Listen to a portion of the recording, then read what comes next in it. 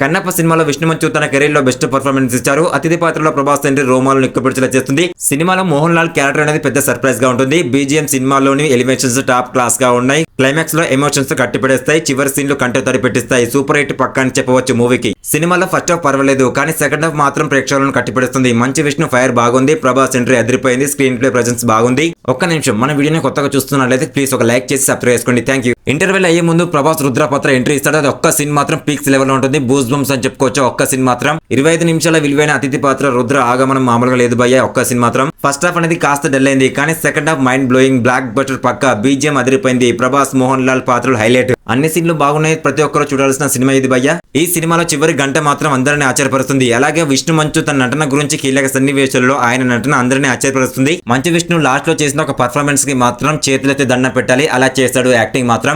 Songs అయితే ఈ సినిమాకి బలంగా నిలబడ్డాయి. డివోషనల్ సాంగ్స్ బాగున్నాయి. స్క్రీన్ మీద కూడా బాగానే పిక్చరైజ్ చేశారు. మొత్తానికి మంచు విష్ణు చెప్పినట్టు సినిమాకి పాజిటివ్ రివ్యూలు వస్తున్నాయి. మొదటి రోజు ఓపెనింగ్స్ బాగానే జరిగాయి. మూవీ ఓవరాల్ టాక్ కలెక్షన్స్ ఎలా ఉంటాయో చూడాలి. మరి వీడియో చూసి వెళ్ళిపోకుండా ప్లీజ్ ఒక లైక్ చేసి సబ్స్క్రైబ్ చేసుకోండి. Thank you.